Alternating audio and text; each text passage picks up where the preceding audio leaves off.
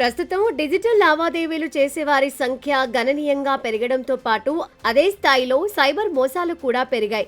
ఈ క్రమంలో ఆన్లైన్ పేమెంట్లను మరింత సురక్షితంగా మార్చేందుకు ఏప్రిల్ 1 నుంచి రిజర్వ్ బ్యాంక్ ఆఫ్ ఇండియా కొత్త నిబంధనలను తీసుకొస్తోంది.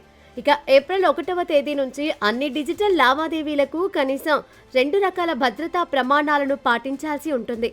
కేవలం ఒక పాస్వర్డ్ లేదా ఒక ఓటీపీ మాత్రమే కాకుండా అదనపు సెక్యూరిటీ లేయర్ను రిజర్వ్ బ్యాంక్ తప్పనిసరి చేసింది.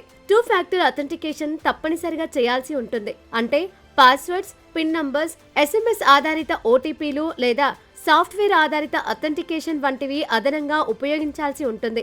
ప్రతి ట్రాన్సాక్షన్ కు ఒక ఫ్యాక్టర్ అథెంటికేషన్ అనేది ప్రత్యేకంగా జనరేట్ చేయాల్సి ఉంటుందని RBI తెలిపింది. బ్యాంకులు హై రిస్క్ ట్రాన్సాక్షన్ల విషయంలో అదనపు తనిఖీలు చేయాలని స్పష్టం చేసింది. కొత్త రూల్స్ ప్రకారం వినియోగదారుడికి తెలిసిన విషయం పాస్వర్డ్ లేదా పిన్, ఓటీపీ లేదా కార్డ్, బయోమెట్రిక్ లేదా ఫింగర్ ప్రింట్ వంటి ఈ మూడింటిల్లో కనీసం 2 అంశాలను ధృవీకరించాల్సి ఉంటుంది.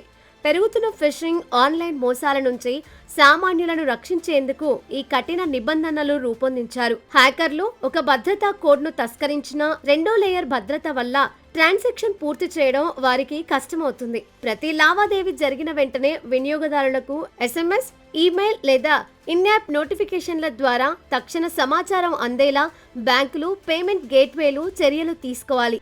ఆన్లైన్ వెబ్సైట్లు లేదా యాప్స్లలో కార్డు వివరాలను సేవ్ చేసేటప్పుడు టోకెనైజేషన్ ప్రక్రియను మరింత పటిష్టం చేయనున్నారు.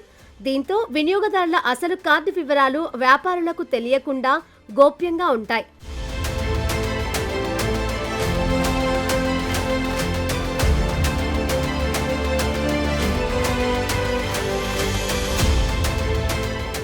ఆటో డెబిట్ లేదా సబ్స్క్రిప్షన్ల విషయంలో వినియోగదారుడి ముందస్తు అనుమతి లేకుండా ఎలాంటి అదనపు ఛార్జీలను వసూలు చేయకూడదని, ప్రతి పేమెంట్కు ముందు రిమైండర్ పంపాలని RBI స్పష్టం చేసింది. రిజర్వ్ బ్యాంక్ ఆఫ్ ఇండియా తీసుకొస్తున్న ఈ కొత్త మార్పులు ఆన్లైన్ చెల్లింపుల ప్రక్రియను మరింత పటిష్టం చేస్తుందని ఆర్థిక రంగ నిపుణులు చెబుతున్నారు. దీర్ఘకాలంలో వినియోగదారుల ఆర్థిక భద్రతకు ఎంతో మేలు చేస్తుందని అన్నారు.